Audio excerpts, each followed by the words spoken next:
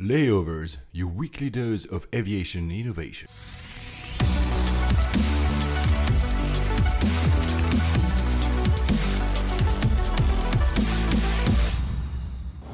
Hello, ladies and gentlemen. Welcome aboard from the flight deck. This is Paul Papadimitriou. Hello, everybody. This is Alex Hunter. We'll be your pilots for this show about the news, the startups, and the technologies defining the modern air travel experience. Our flight time today, 1 hour and 3 minutes, and we expect an on-time arrival. Coming up at this flight, Turkish flies to Gotham City. JetBlue launches a venture arm. British Airways female flight attendants win the right to wear trousers. OK Go films a zero-gravity music video, calculating the real cost of the fuel surcharge. Terror bomber gets sucked out of a plane in display of karmic justice. China blacklists unruly passengers, and a 747 gently fades away. As we reach our cruising altitude, I'm going to turn off the fasten seatbelt sign for you. Now, ladies and gentlemen, sit back, relax, and let's turn on those noise-canceling headphones. Flight 34 to Manchester. Manchester, hi. And this is got to be close to the first anniversary of the show because Facebook, which is very good at reminding you of what you were doing several years ago and the embarrassing statements you chose to make on that day, showed a lot of activity around layovers a year ago this Actually, week. yeah, I didn't check, but you're right. I think it's been a year. It has been a year. Isn't that crazy? If you're still listening, thank you for sticking with us. Yeah, happy anniversary, Alex. Yeah, it's exciting. So before we go on to the news, another show of like lots of very interesting news. First, I'll start with you. So you are still looking to book your ticket to Asia? No, I have booked. Oh, I have finally booked. I just got fed up of waiting and the fares changing. So yes, I have booked. So which airline did you up? Emirates. Yeah, I had narrowed it down between Finnair and Emirates, and the timings with Qatar Airways sadly didn't work out. I wasn't, because I'm coming straight off a flight from San Francisco connecting to a flight to Singapore for reasons I won't get into. And Finnair, a friend of mine who Chris Anthony, who is in the airline industry and travels way more than I do, had just taken the Finnair A350 and gave a rave review. And I thought, okay, right, I really need to find a way to make this work. And I found a really good price, or at least a price that was close enough to what I was willing to eat. And I would get, of course, my BA tier points and miles. But when I tried to actually book, the price jumped by £500 on the Finnair site, and all OTAs as well. So I just thought, you know what? I give up. I give up. And that happens sometimes. You find deals on OTAs, and as soon as you reach the airlines or the actual OTA that actually sells the ticket, you see a huge price difference. I don't know what the deal was, because both ITA Matrix and Google Flights were reporting this lower price, but I could not replicate it on the Finnair website, nor could they on their system. So I just gave up. And the Emirates timings worked out really, really well. So, it is what it is. Welcome to my world. Well, Alex. I'm excited to try their premium product. And the one thing it taught me was ITA Metrics, while complicated and clunky, is still a hell of a resource if you are a frequent and picky flyer.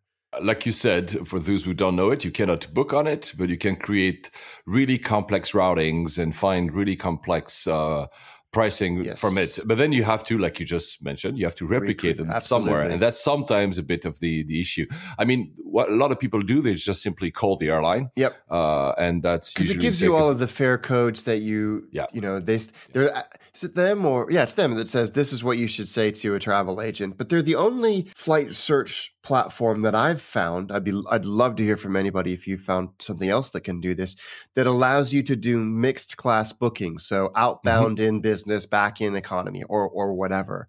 Yeah, absolutely. And that's really, really cool. And of course, not only mixed class, but you can search by fare code per leg. Which is why you actually often need to call, because you cannot replicate that on any website. If you go on the airline website, you cannot just start to say, oh, this leg and that, this leg and that. They won't allow you. No. Emirates allows you to do multiple fare pairs. Like you can say this leg in coach and this other leg in business and this last leg in but first. Not segment. So exactly, leg but not segment. Exactly. So you could I'm doing London, Dubai, Singapore, and then Shanghai, Dubai, Singapore, London.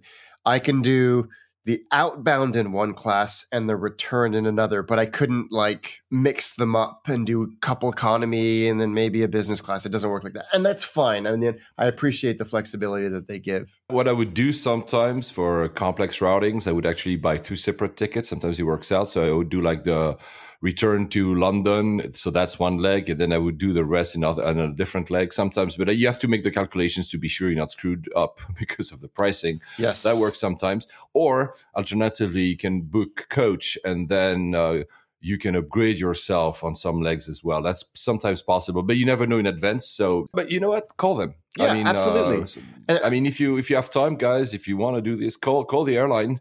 I know it's very old fashioned for us to say call when we're boasting about using Twitter, but they are still more flexible than doing on their websites. Yeah, absolutely, and they obviously know their inventory and product and systems inside and out. The only other thing that this whole process of literally weeks of research has revealed to me or confirmed to me is that we so get screwed living in England. Oh yeah. I'll give you a really, really, really quick example. Frankfurt, Dubai, Singapore, Shanghai, Dubai, Frankfurt, 2,049 euros. Frankfurt, Dubai, Singapore, Shanghai, Dubai, London. So the only thing that's changing is the destination city at the very, very end, 3,651 euros. Wow. Just to go slightly further west. For me, it's always the same, boils down to the same thing. We don't have enough capacity in London, so that precludes competition. So then it's much easier for the airlines to keep prices up. I mean, I was looking again to fly to New York in a month and a half, actually. The prices are just insane. Yeah. If you fly from Amsterdam, from Madrid, from Oslo, from Paris, from pretty much any city in Europe, is going to be like 30% less. Of course, part of that is that we have this special tax in the UK for our air duty tax, but that does not explain it completely. The tax is not like, 1,000 euros. No. What is there's not enough slots. There's not enough competition. We need more slots. Thus, we need either a new runway, a new airport. I don't know. At that point, I'm like, figure out something, whatever. Just give us more capacity over London, because that's really insane. Since we were on that topic, you were also considering Etihad. I was. You found exactly what we've been talking in the past 2 episodes, that, well, some of the legs you would have flown the Air Seychelles, I think, was it? Yes.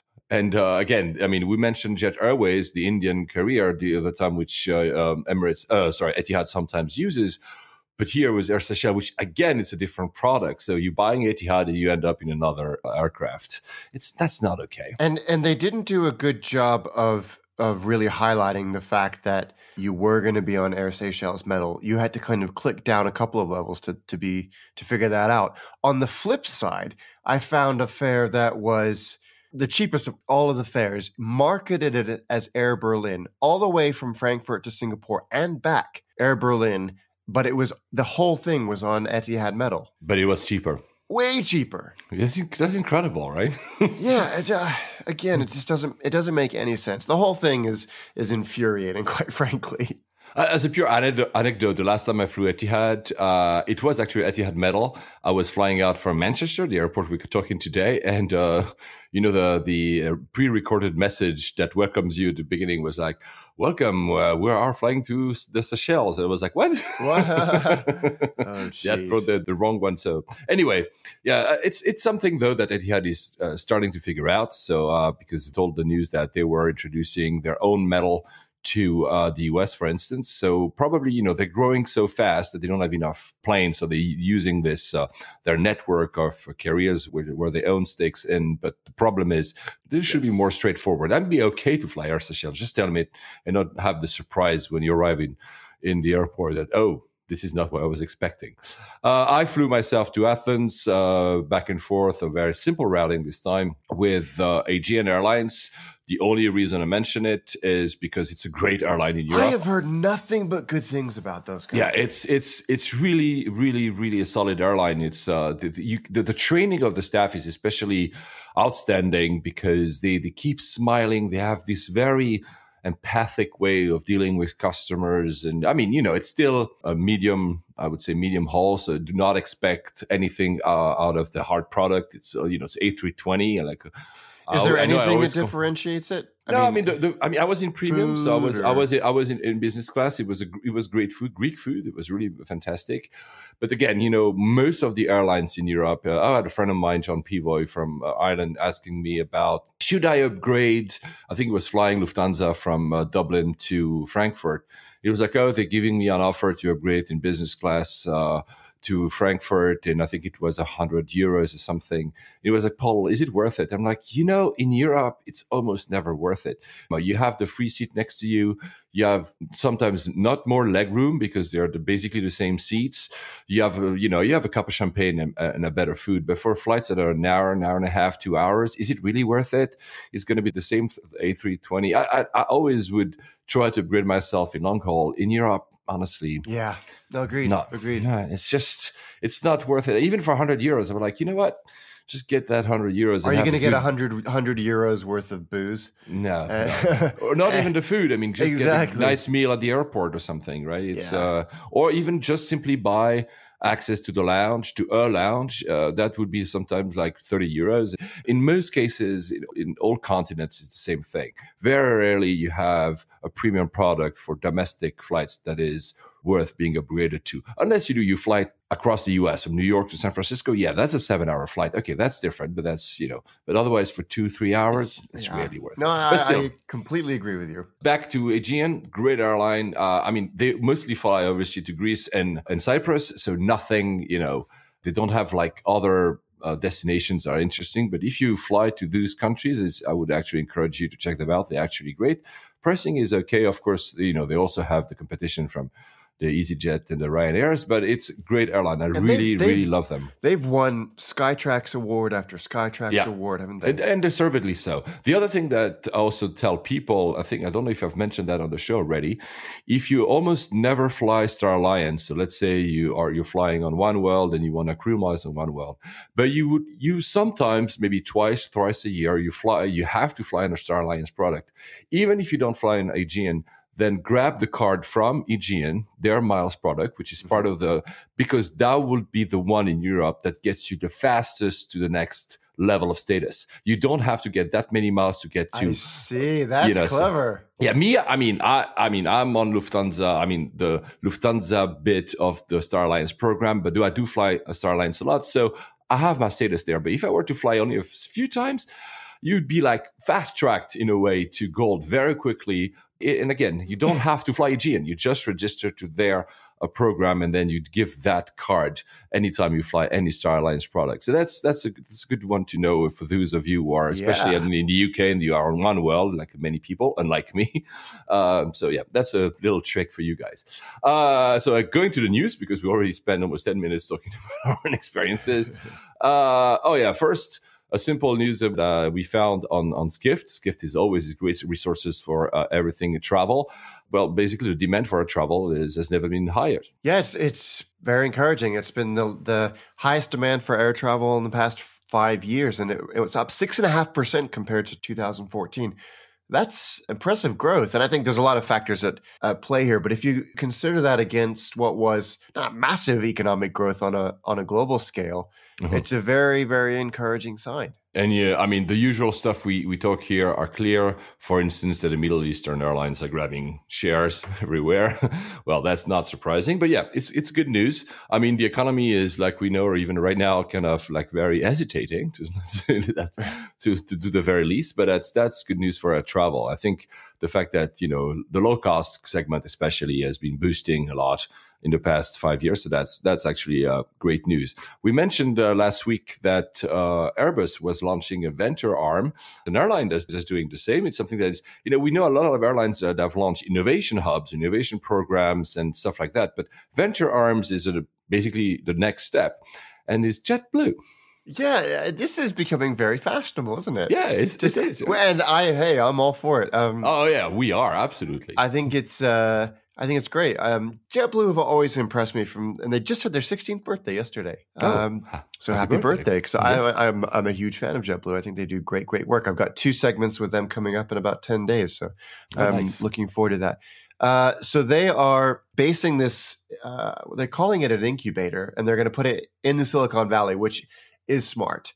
They're based in New York, which is, another great tech city, but putting it in the valley, I think, just gives them the most opportunity to get great people, to participate in rounds, however kind of early or late stage they might be. They claim, I don't know what you think about this, they claim that they're the first airline to open a venture capital arm in the valley. I'm not sure, actually. I know that. So Airbus have done it. Yes. I know a few programs, but to be honest with you, it's fun that you say that, because I was about to say that we should, on one episode, maybe just do a little bit of research and look who does it. I haven't looked it up, but is it the case? Maybe. I don't know. I know that many other companies, do that. And the automotive industry has done it. And there's a report that was, I can find out if you want, talking about all the corporates that are opening these kind of programs or venture arms in the valley. There's a lot of them doing that. It's true that in the report, I don't remember reading of any airlines having done so. So it might be possible that JetBlue is the first airline to do so, at least in the valley. Yeah. I'd be pretty sure that there's another airline that already has a venture arm, but maybe not located in the valley. The one thing I'm hoping that this doesn't result in is patents. Patent that only JetBlue can use. And I think... I don't know if they'll do that. I think there was a huge land grab when in-flight connectivity came out, and JetBlue were heavily in the fray there with some of their live TV stuff. They had a stake in the company that provided their pioneering live TV service. So I hope it doesn't go down that way. But I agree. JetBlue, get in touch. Let us know what you're doing. I mean, and if any one of you wants to be, on the show, we'll be happy to have dedicated a full show on about, what type of projects, what are your hopes? Because it's really fascinating. Are they late? No, because when you see other corporates, again, in other industries, they've just really started doing that. I mean, some very early adopters would have done that maybe 3 years ago, but the big ones are coming now. So it's the right period. I don't know. I'm very curious to see in what type of startups they will invest. Yeah, agreed. Because we've seen...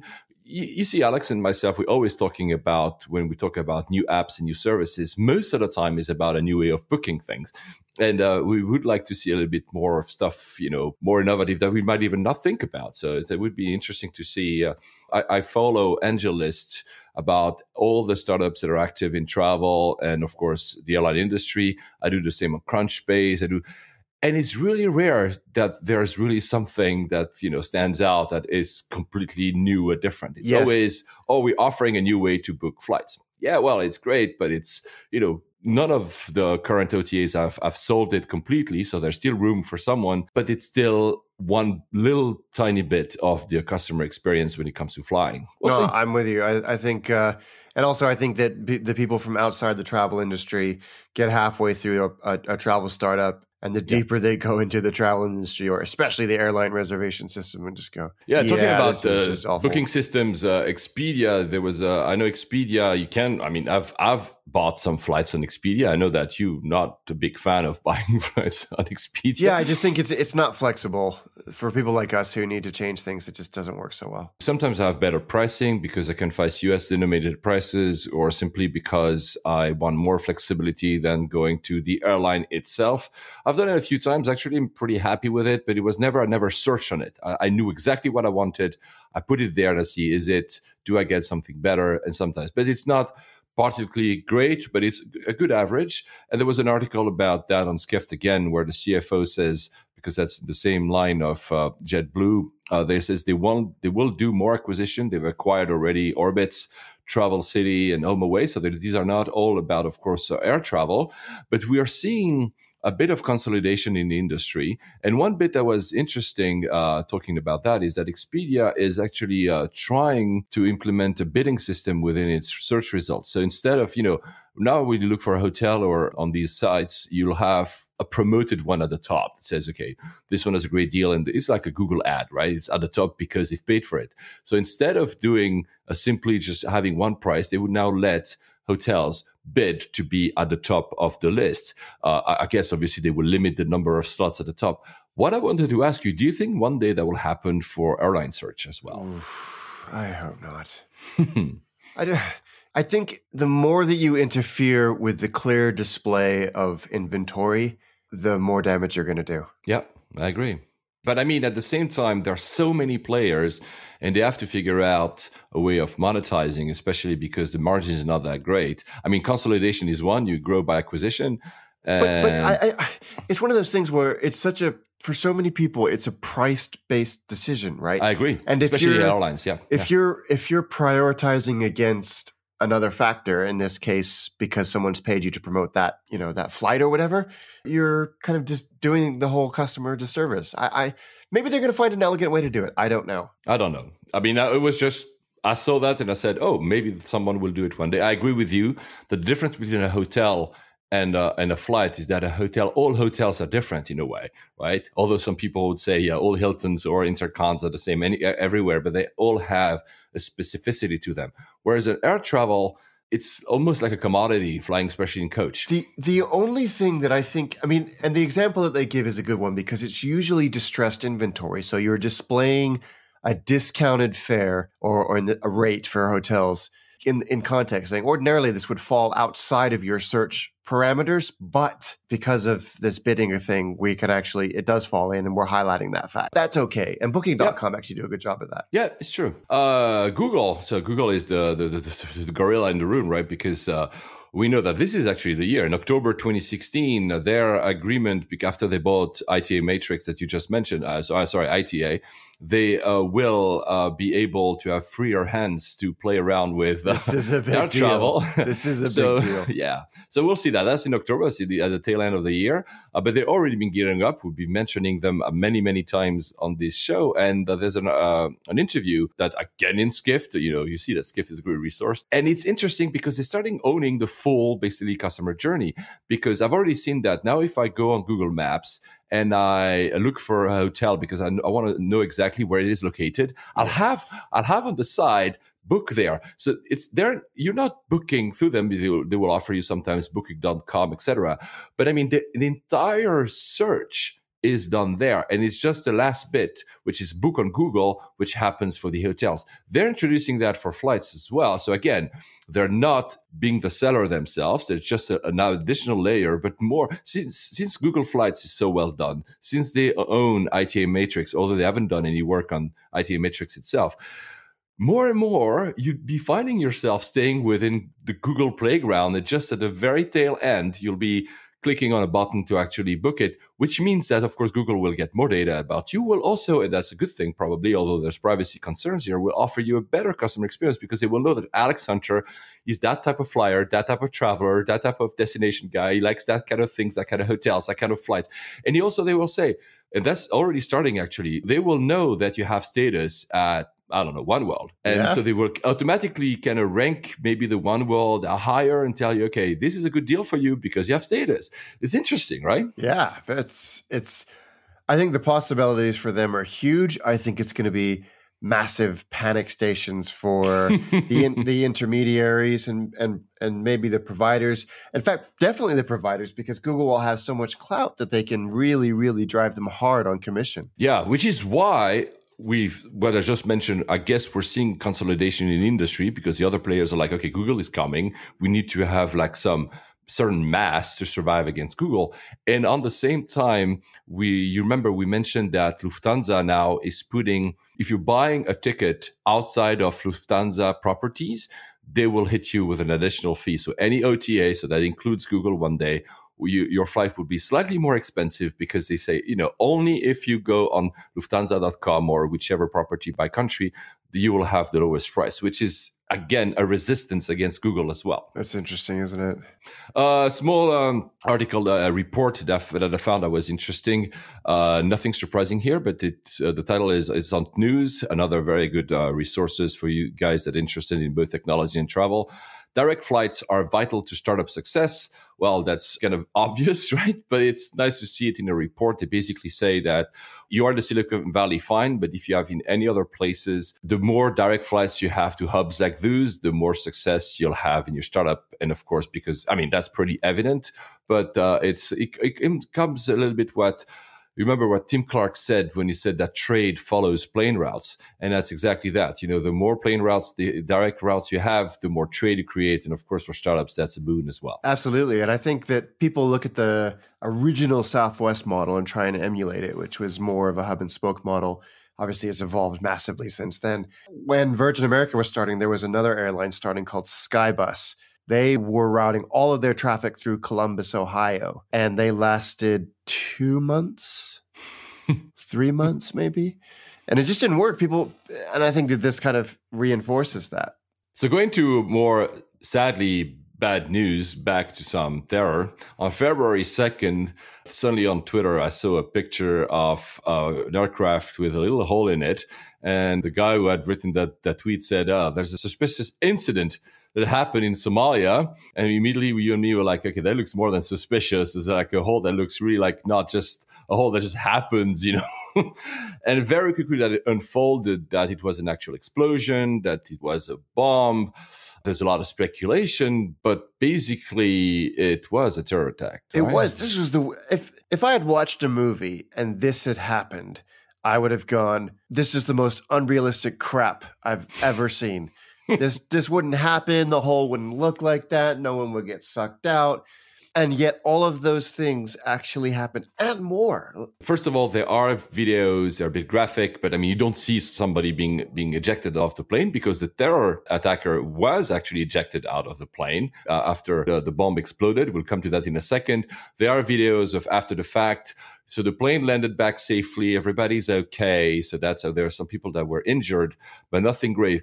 But all of this is just luck, right? It's the most extraordinary thing. So this guy got onto the airplane in a wheelchair. We should say this was in Somalia.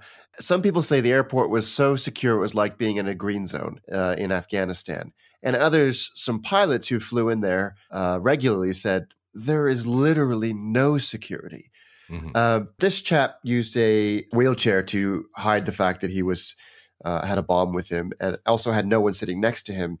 The plane takes off and he detonates whatever device he has. It creates a almost cartoonish hole in the side of the fuselage. He also picked the strongest point of the airplane above the wings and is subsequently sucked out of the airplane in the clearest definition of karma that I have ever witnessed. And so that, it was good. The plane lands. Unbelievable kudos to the pilots. Kudos to Airbus for creating an airplane that can withstand that. But where it got dark quickly was the revelation that this flight was supposed to be operated by Turkish Airlines. Correct. And they pulled out at the last minute because there were weather concerns. So this airline stepped in to wet lease and do the flight. Dalo Airlines, Dalo Airlines from Mogadishu. From Mogadishu, who I had never heard of. But the bomber was on a Turkish Airlines manifest and boarded the plane with a Turkish Airlines boarding pass. So his sort of backers' intent was to blow up a Turkish Airlines airplane in flight. The other part of the luck is that the bomb was supposed to be detonated in much higher altitude.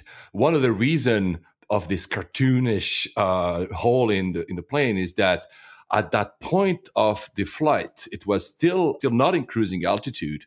So the pressure within the plane was still not at its highest. Thus, only this little hole happened. Would have that bomb been detonated at much higher altitude, so a bit later, probably maybe was he stressed out and there were a lot of delays. I don't know. Maybe the bomb was supposed to be set off at a certain time. All this, we don't know. We might learn one day. But that would have been catastrophic. We cannot say the extent of the catastrophe, but at least it would be much, much graver than what we had. So that's why I'm saying there was luck because, there were only him got basically at the end killed. And probably the aircraft will have to be discarded. But that's it. It could have been much graver. And also the consequences, if it were a Turkish airline plane, would have been much more massive. Not to disqualify anything about Dalo Airlines, but I think the repercussions internationally would have been much graver. Absolutely. And again, I'd never heard of them before this. They are based in Djibouti, I think. No, they're based in Dubai, apparently. But the whole thing just reads like a bad movie plot. Yeah, absolutely. I agree. Yeah. So I don't think anybody has claimed responsibility officially for it, but no. I think that the fact that only the bomber was killed makes the whole thing laughable until the Turkish Airlines thing is brought into it. Now, why does it matter that it was Dollar Airlines versus Turkish Airlines? Well, it just indicates a much broader plot. Some psycho on a very small carrier in a already unstable part of Africa. CNN reported that there were CCTV that caught apparently that guy with two airport workers that gave him a laptop, was it? So I'm not sure if it was pre-security, post-security. So that might say that, there were some holes in the safety of the airport. And maybe also, like you said, it's a broader plan. It was not just one guy trying. Everything was executed according to a plan that was search and planning much in advance.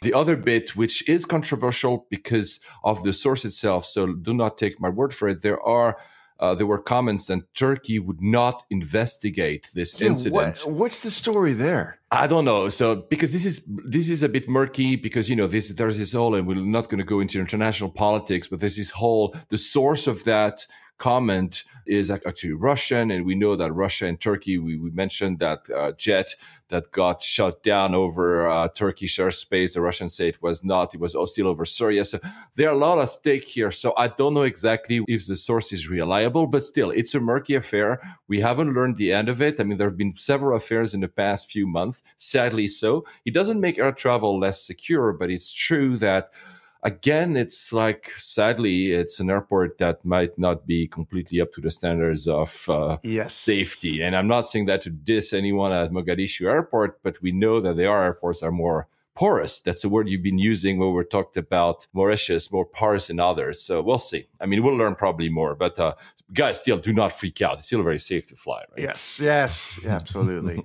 Since we were talking about Turkish, going to more lighter news, during the Super Bowl, have you watched the Super Bowl? I was unable to stay awake for the whole thing, but I did see the highlights. And it did not go the way I thought it would. No, me neither, actually. It was, I watched it. I missed the last quarter because, honestly, it was not the most enthralling game of them all. No. So it was a very defense-oriented game, which is not always the most... unless you're really into football and you really like tactics, which some of my friends are, I was like, come on, this is not moving. So basically I fell asleep. But there was an advertising, which we didn't have here in the UK. Only if you were in the US, you had access to advertising. But most of the videos, most of the ads were, of course, then on YouTube. It's very funny because Turkish Airlines has actually done an advertising about flying to Gotham City. It's very funny because it's a tie-in between the forthcoming movie Batman versus Superman and Turkish. So Turkish already is the airline that flies to most destinations in the world. I think it's over 400. I don't remember the exact number now. But they're also adding fictitious destinations. Exactly, they're running out of places to claim they fly to. It's fun. Come on, it's a fun tie-in. Their marketing is really solid, honestly. It's absolutely solid, and I think that their agency of record is Crispin Porter Bogoski. Yes, who do phenomenal work, and I've obviously got like Barcelona and a bunch of other kind of sports stars, Kobe Bryant, Lionel Messi, to be their ambassadors, and it's worked really, really well. So I thought it was fun. Why not? And since we're talking about movies, I pretty much only watch movies in flight. I mean, I never sadly have time to go to the cinema. I've done some exception for Star Wars or James Bond, but that's pretty much it. I rarely also watch movies on TV, though I know a little plug here. I recently started watching Amazon Prime Videos, whatever it's called, and that's actually a really cool product. And then, well, apparently this is a new type of amenity in airports, is to have a cinema. Have you ever seen a cinema in an airport yourself? Well, Changi's got a... Yeah, Changi's got one, but have you ever been into one? Yeah, I've been into the one in Changi. This one in Portland is cool, though, because it's kind of recreating an old-timey cinema. Yeah, exactly. And it's, Portland is definitely a kind of creative type of town, a media type of town. So I think it fits really well, and it's going to be open 24/7. I think it's going to be quite Portland-centric content. Yeah, that's what I think as opposed to normal movies, whereas Changi is regular movies.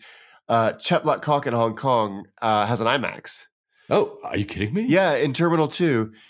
which is I didn't know that. Wow. The regional terminal. They have an IMAX. Oh, that's something I have to check out next time I'm in Hong Kong. Yeah, and that's where their aviation museum is, and that's how you get up onto the roof of the terminal to see all the planes landings. Okay. Yeah. So Terminal 2, yeah, it's good. But so they are certainly the first airport in America to have anything like this. But they're not really a hub, though. Actually, you know what? That's not true. Minneapolis has a cinema, but this one is a little bit different. It's kind of art house. It's very, very Portland. Portlandish, yeah, absolutely. But it's cool. I mean, good for them. Why not? I agree. So since we talked about movies, since we talked about in-flight entertainment, and we talked about Turkish is very good at marketing, the other airline that is obviously extremely good at marketing is Emirates, which we mentioned at the beginning, which you will fly. And they've just came up with a new initiatives. They always came up with these crazy stunts and crazy stuff, but this is pretty cool, actually. And this one, you can actually enjoy it on your computer, view from above. It's a tie-in between themselves and Boeing. If you go on a website, I recommend you doing that on a desktop computer, not on a mobile. You can browse the Earth in a 3D environment and choose, you just like spin the Earth like you would have, these old globes you'd have on your desk. You can spin the Earth and go to a destination. They have fantastic movies being made about that city, that destination, and everything was made with drones. It's really cool. It's very cool. I mean, again, Emirates just smashing it from the marketing perspective. And what is interesting is that they've done it with Boeing. Yeah. So do you think they were Boeing, like actual Boeing drones, like the big airplane-sized drones, or do you think that they were quadcopters, like a DJI Phantom? That's the thing I'm not sure. That's the thing I'm not sure. But if you read the press release, it doesn't kind of. For me, if they were Boeing drones, they would have pushed it much more. They just say, "Oh, we've partnered with Boeing and we've done the first ever travel film with drones," but they don't seem to be advertising the fact that they are Boeing drones. So I'm not actually entirely sure. I don't know if it's just a tie-in of advertising. By the way, it would be really interesting to, and I just came up with that, to check the cities that they've put there, because they say they will expand it.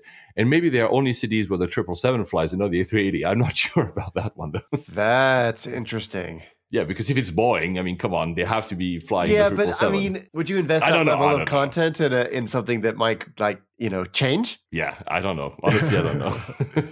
Anyway, very cool content again. Yeah. And talking about cool content that just came up yesterday, the first ever zero gravity music video. This was and of course, there was only one band in the world that was going to do this. Yes. OK Go. Obviously. They partnered with a Russian airline, which I had heard the name once or twice, but the first time I actually looked them up. They are actually based in Siberia, S7 Airlines. And you said, because we were exchanging yesterday, that you think that the actual aircraft must be an A320. I think it's an A320. Like always, like I replied to you, like all the aircrafts in the world are A320s nowadays. But it's a really cool video because you can see, they do the zero gravity, that these flights you can do at NASA, or there are a few other companies offering that for consumers. We were wondering if they had a hard time finding a company because there's no way they could have done this anywhere except Russia. But it's great advertising for S7 because I show them in a very. Now I know the airline. I'll check them out. Obviously, unless I go to Russia, I will probably not fly them. But they actually do fly in countries in Europe, in the MENA region. So it's not only like a Russian company, but it's a great tie-in. I love it. I don't understand how the hell they did this, because they claim they did it in one take. And you can see they've got a foot bar to kind of keep themselves things. But the way that these weightless things normally work is you do parabolas, arcs. But maybe by one take, they say that they've gone through like multiple parabols, one after the other, right? And OK Go released on their Instagram account, I think, 3 behind-the-scenes video. The reason I encourage you to watch them is that, of course, the end product, the music video, is very neat. But you can see on the behind the scenes that it's a much messier thing to be done because, of course, when you start to be in zero gravity, everything flies, all the way, and you have to kind of organize it to make it look good. It's actually fun to watch. It's amazing. It really is mind-blowing. And you think, yeah, this has got to be computer generated, but it's clearly not. Back to IFEs. There are a lot of IFEs. I mentioned, I think 4 episodes ago, that my current favorite is Turkish, the new Turkish one. They have 20 different IFEs. But one of the A330s is my favorite one. Panasonic just presented a new type of IFE The very cool thing about it is that, and I think it works by you snap from your phone QR code on the IFE, and then basically your phone becomes the kind of the remote control. You can access all the content. It must be much snappier. What do you think? Is it a good idea? It's clever. What I like about it is that we said, when you remember when I flew that Astana Airlines, they gave me the iPad and I told you that probably that was the snappiest IFE I ever had. That's the thing. If it's your phone, at least you will be snappy. Sometimes these touch screens that they offer you, even at Emirates, are a bit slow to respond because obviously, they have all these safety things they have to, these people complain that they are not like their TV screen. Yeah, there's a reason for that. Because if you crush it, especially if you hit your head against it, it's going to be very damaging. So it could be a nice idea. I mean, and we know how iOS applications generally work. Yep. I like it. I would love to play with it. Do they have a launch customer for it? I think it's more than a concept. Maybe they're shopping around actually and try to sell it. So we'll see if that ever translates into something that we'll see in our flights. Although we know that a lot of airlines are moving into your content only. So you're in charge, but you're in charge as in you bring your own content as well. Or they're streaming it from a box. Yeah, they're streaming from a box, exactly, which actually makes a lot of sense. I would actually appreciate that as well. I've never actually been in a flight that does that yet. I'd love to try once.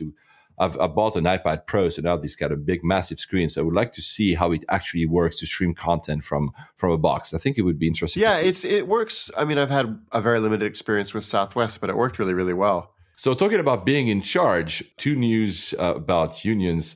The first one is actually pretty interesting. It's BA. So the female British cabin crew have won the rights to wear trousers, pants, if you're talking American. What do you think about this? I didn't even know this was a debate. Exactly. For me, that was my first thing. I was like, what? They were the first to not wear. I didn't know that, and I didn't realize they had to go to court to actually win that. Crazy.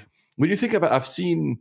I don't have a proper recollection because I would have to dig into my memory, but I've seen trousers for female crew in many airlines, and that's never actually shocked me or anything. I found it totally normal. But for me, welcome to the 21st century, VA. Yeah. I mean, come on, let women have trousers. So, they won. It's an extraordinary thing, isn't it? Yeah, but I mean, at least they won. Yeah, exactly. The other news was this. Gen Kanai said it to me. The title itself is pretty crazy. Korean Air pilots are demanding a 37 pay raise, or else they'll fly for China. What? Wow. I don't know what the airline's going to do, but what I find interesting is you do that, or are we going off and fly in China? That's interesting. It's such a kind of political threat, isn't it? It's. But I think also because that's aggressive bargaining. I think because Chinese airlines are growing so fast that they're lacking talent, they're lacking pilots, they're lacking qualified people, so they are actually poaching people from the region. Asiana has already lost pilots to Chinese Really? airlines. That's interesting. Yeah. So I think it's because there's this poaching war. Probably they have some bargaining leverage. You can say, you know what, give us a raise, or we'll just accept the job offers that the Chinese are giving us. It shows the growth of the Chinese market, the ruthlessness about trying to grow as fast as they can by just poaching talent where they can find, which, after all, is competition. So yeah. Since we're in China, we talked many times about passengers that were drunk in planes and that had needed to be either sedated, controlled. Or they tried to set the things on fire or open the doors in mid-flight. And there were, to be fair, there were quite a few stories in China of passengers doing crazy stuff as well. I don't know if there are more than we have here in the UK, drunk passengers coming back from Ibiza or something. But they are actually now, basically they will name and shame. Yeah, it's a good idea. There's 5 airlines who are working together to keep this list of unruly passengers, which makes total sense. It's not as aggressive as the US no-fly list, but it's a rare example of these fragmented and fractured Chinese airlines working together. Although, if you look at the ownership hierarchy of Chinese airlines, there's like 50 different airlines, but they all have 4 or 5 different parents. Yeah, it's true. But so no, I think it makes total sense. Still in China, Alex and myself are, of course, the big fans of the 747. Saudia just announced that it will retire its 747-400, another airline that goes with our 747s. Air France, I think it was in the last episodes, has retired its 747. They just came up actually with a video, this really cool video about, jets flying along with the 747. It's very interesting because in France, they said that it was a flagship of French engineering. And you're like, yeah, but the 747 is Boeing. They were actually quite a number of pieces in the Boeing that were from French company because of the source, wherever the best comes up.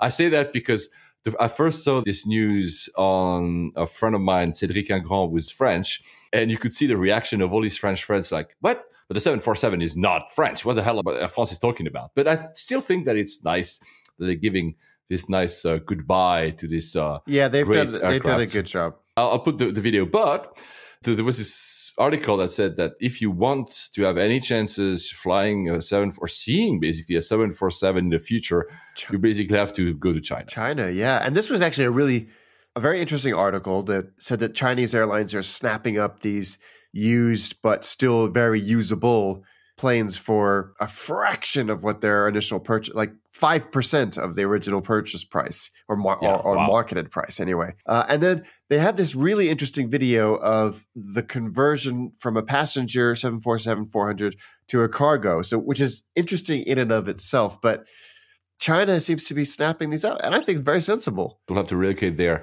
The 747-8, so the latest 747. Which I still have not flown on. Yeah, me neither. Lufthansa is our shot, man. They currently are building 12 a year, and starting September 2016, it will be only 6 a year. So they're basically reducing the production line by 50%. Ouch. Ouch. That's ouch. Someone needs to Emirates, come to your senses and buy 100 of them or something. You have the cash, and we ask you, we're begging you to do this, Or Etihad, instead of flying Air Seychelles and Jet Airways, just buy 747-8. Alex will fly you all the time. He promises you that right now. Still on that same aircraft, shout out to Marcus Vulture. He's hosted a podcast episode of Omega Tau talking about flying the shuttle carrier aircraft. That's a really cool episode of that podcast. So basically, for those who don't know, those who don't remember, the American Space Shuttle, when it needed to be flown in places on Earth, was on top of a 747. So, so if it had landed somewhere like Edwards Air Force Base, which was a backup landing strip versus the primary ones in Florida, then to get it back, they would strap it to the back of a 747, which is just so crazy. And the episode goes on into how they modified the aircraft to, of course, accommodate a space shuttle on top of it. The two tail numbers were NASA 911 and NASA 905. It's a really cool story. If you're into that type of geeky stuff, you should absolutely listen to that podcast. It's a really, really, really nice episode. So kudos to Marcus for having hosted that episode. Someone who's basically been around the industry as long as the 747, and the 747 is retiring. Well, he's retiring as well, is Anderson. Yes. This kind of caught me by surprise when this was announced. So Delta CEO Richard Anderson announced that he was retiring. And the president, I think his name is Ed Bastian, is going to take over as the CEO. I think he retires at the beginning of May. Correct. But he's done a lot. Whatever you may think about his positioning with the ME3, and perhaps that precipitated this. Oh, maybe you're right. If it was if it's unraveling behind the scenes that this is a losing battle, and you don't want this to completely besmirch his legacy, because he really did do a good job turning that airline around. That's my conspiracy theory. But then again, after all these years, at the same time, he was a great run. He turned the company around. They bought Northwest. He basically almost removed itself from LaGuardia, which is a great thing, and built capacity at JFK. It made it the most profitable airline in the US. You almost want him to leave at a high like this and say, you know what, maybe now it's going to be the hardest to kind of maintain that number one position. So why not just leave and leave it to someone else? I don't know. But again, we know it's not the most likable CEO because you mentioned the word dull last time. Yeah. We talked about him, but he's done a fantastic job as a CEO. The shareholders are extremely happy. So we'll see. Maybe that will open a new page at Delta's history. We'll see what happens after May 2. But happy retirement. I hope he has something to do with the rest of his life. Because he's still going to be executive chairman of the airline. Okay, so still going to give some type of direction. So. And remember, he's the guy who doesn't like golf. Exactly. That's exactly why I was saying that. What will he do for his retirement? Because he doesn't like schmoozing, doesn't like golf, he doesn't like. I was like, okay, so maybe he does paper airplanes or something. Or you know what, Richard, if you're listening to us, come on the show. You'll have time now, and we'll be happy to interview you and to challenge you on some of your stuff. And maybe actually you can convince us. You know, I used to be a very big Delta loyal customer. I'm not anymore. So you know, maybe I could be vowed to come back. That's usually called status matching, by the way. Yeah. So you mentioned that the airlines have run out of things to charge us for in fees. Yeah. The last episode, that was a great quote. I loved it. A guy made a calculation. I don't know if they're robust or not. You'll tell me what you think about whether or not the fuel surcharge is fair or not. Yeah, it's a good analysis. I think it's a sample size of one, but he looked at the fuel surcharge for the distance and then looked at the total fuel consumption of the airplane and that cost and realized that he was being overcharged by about $65. Now, again, I think his methodology was sound. He was making the massive assumption that the estimated actual fuel cost would vary because of this massive fluctuation in oil price, but I don't think that's how it's calculated. But it kind of highlights an important point that no one is really sure how that fuel surcharge is calculated. More importantly, why are we still being charged it? It was introduced when airlines were really struggling and oil was $150 a barrel. Those two things couldn't be further from reality anymore. And yet we're still getting gouged, frankly. Yeah. Weirdly, this blog post has disappeared, as has the website. So he's probably in some kind of basement chained to the wall for exposing this thing. But you're coming up with a lot of conspiracy theories today, Alex. Yeah, I feel like everybody's watching me, Paul. I don't know what's happening. I just think that there's so much of this stuff where come on, just give us the straight answer. And come on, it's one of the only industries in the world when you have one price and then you have so many other little prices that don't make any sense. Such a bunch of crap. Just give us one single price and let's be done with it. Yeah. Stop with your charges, basically. And you see that when you try to buy a word booking tickets, so basically when you buy a ticket with your miles, suddenly the ticket with your miles is 10%. The rest is but you still have to pay all these charges. And you're yeah, but that's the price of the ticket, basically, right? Yeah. Yeah, and since we're talking about oil, there's a new oil producer in town. No, it's not new, but it's Iran. We mentioned as well many episodes that flights were due to reopen, that they have acquired a lot of Airbus planes. Iran Air has acquired a lot of planes. So this country is coming back to life for the rest of us, which is great news. British Airways have said that they will start flying there in July, which is hugely exciting. And just another reason to go and check this place out. I can't wait. I really am excited about going to check out Iran for so many reasons. One, because we couldn't for so long, or just It was massively ill-advised.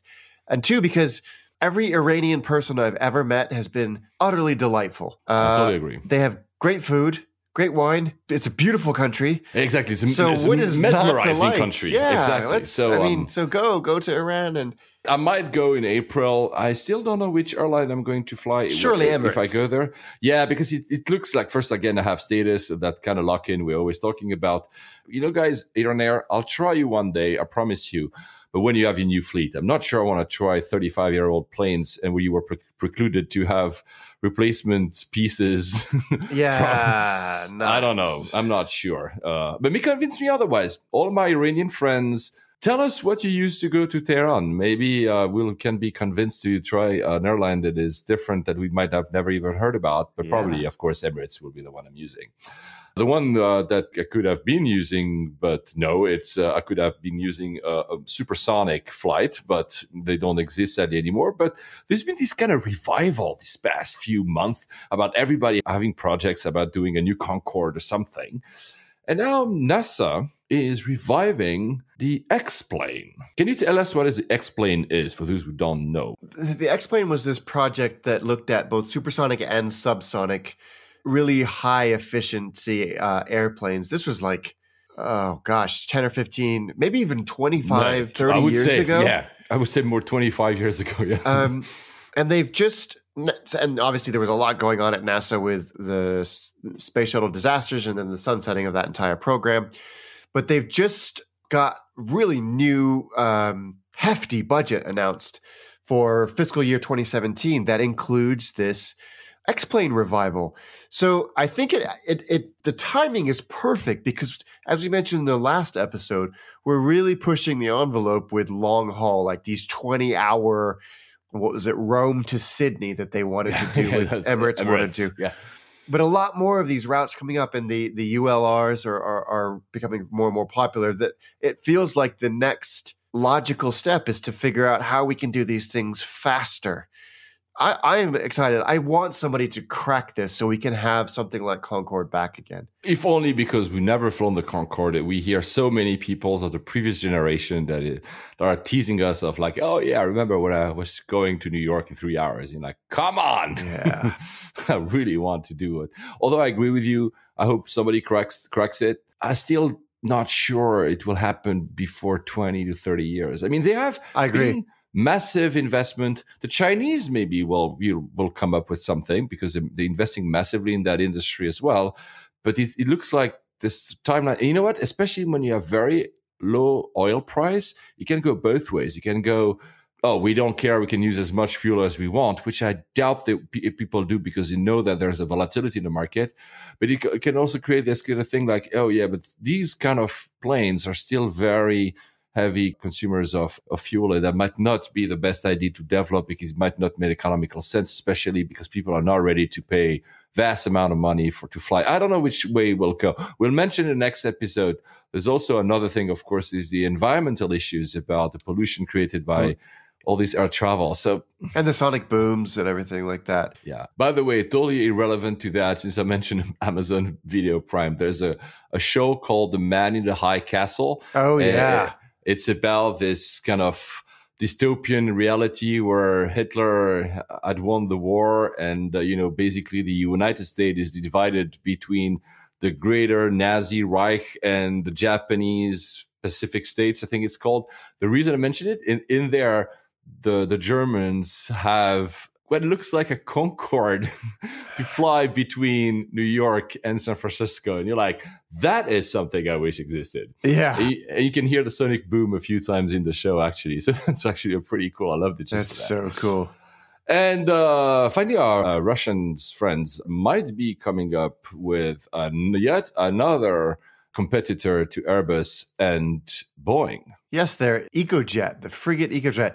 I am happy that this is happening. I think that the more manufacturers you have, the better competition you have and the lower the prices are. And also, the more people that are innovating in the space. I think that's probably the most important thing. But it's called the frigate EcoJet, which, as the CNN article points out, is rather an elegant name.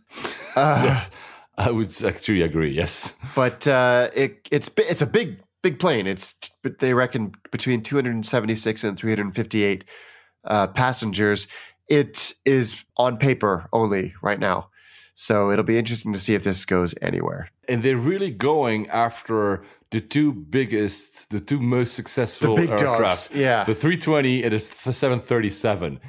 So maybe it means there's actually room in the market for them and probably the Chinese as well, because, the Chinese are coming as well. Absolutely. So, good luck to them. And for us, again, we always like to try new aircraft. So I hope they actually succeed. But again, do not expect that tomorrow. No. Maybe we'll land one day at Manchester Airport. So Manchester Airport, do you like it? I do. It's the busiest UK airport outside of London. Mm-hmm. It is not a small airport. It has a lot of international traffic. I mean, you flew Etihad on them. Cathay fly there. Swiss, Qatar Airways, Hainan, a lot of traffic to Asia for sure. Delta, I think American fly there as well. Yeah, they do. In fact, why am I even saying that? I flew on American into Manchester.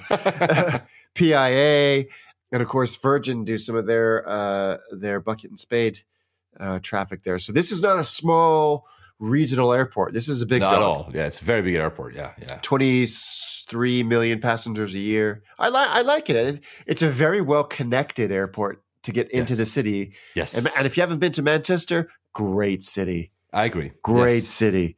I agree. When most people talk about coming to the UK, London, remember the city is the second biggest economical center in the UK. That's also why there's all these airlines flying there. You know, they just don't fly there because there are slots. It's actually they fly there because there's a reason to. So it's I've only experienced Terminal 1. It probably is the oldest one because it kind of shows a little bit. It's not, the terminals at Heathrow, for instance, to compare it with something in the UK, are a bit airy. They have these very high ceilings. I'm not saying that just by that it makes them better airports, but it's true that for me, Terminal 1, the ceilings were very, very low. And it's a bit like some of the terminals at JFK. It makes it feel a bit, maybe because I'm tall as well, a little bit claustrophobic. I've only flown Terminal 3. Was it better? Yes, it's pretty new. I think it's about 15 years old. Oh, there you go. Maybe that's why there's a difference. Very kind of glass and steel project. It was good. I like it. And like I said, it's got great connections. It's got the metro. It's got the train that come right into the station. It's a very solid airport. I would say the one thing that they should get better at is signage. Interesting. Yeah, because for me, I was a little bit confused. Again, it's my experience Terminal 1, so maybe Terminal 2, Terminal 3, because there are like 3 terminals, so they're still expanding. You and me are used to go to any airports, and we always figure it out. So I figured it out, obviously, but it was not evident. When you go out, when you're deplaning, you kind of go directly either to transit or to, customs or luggage delivery. That's pretty much it, right? Exit in a way. And even with these normally 2 choices, I was like, okay, I'm not sure which direction I have to. Where is the actual sunlight where I can go out? Terminal 1 was opened in 1982, so it shows a little bit its age. But it's very nice airport. I didn't feel it like cramped or whatever in terms of the number of people. People are also very laid back. I like the service. So if you have any type of business to do in Manchester, go it. But at the same time, sometimes it's actually cheaper to fly out from Manchester than to fly from London. Yes, so it is. Absolutely. So it could be an option for some of you that are visiting the UK or just don't need to be just one day in London and back. Look at the prices to and from Manchester. Sometimes it's actually interesting. Probably there are more slots open and they can do competition. We end up the show the way we opening it. London suffers from a lack of slots. Yep, and we pay the price. Is it a good airport for layovers? I have only done one layover there, and I didn't get off the airplane. I was on a mileage run. I did a Heathrow, Manchester, Heathrow. What? Yeah, and and they're like, "Sir, you need to get off the plane." I'm like, "I'm coming back with you guys," and they're like, "Oh, you're one of those." You do that? I had no clue you were actually doing that. I did it once because I was 2 tier points away from renewing with Virgin Atlantic. This is like 2 years ago. And when they had Little Red. And so I was like, screw it. I'm just going to go to Manchester for 12 minutes. Did they let you stay in the aircraft? And I had to go back out so they could scan my boarding pass so the manifest all added up. Yeah, because it's very rare that they actually allow you to stay within an aircraft. I've done a few layovers like that, not for mileage runs though. And they always had to say, sometimes I really literally had to go across the air bridge and come back. Yeah. It's just like literally 2 minutes, but they say you still have to go out, which is like, come on, guys. I mean, save aircraft. Yeah. Anyway, so nice airport if you want to try it out. And if you have more to say about it, because as you can see, we're not totally experts about that one, please let us know. And on that, Alex, happy travels. Safe, guys. On behalf of Layovers and the entire crew, we would like to thank you for joining us on this podcast today. And we're looking forward to seeing you on board again next week. Flight attendants, please prepare for landing.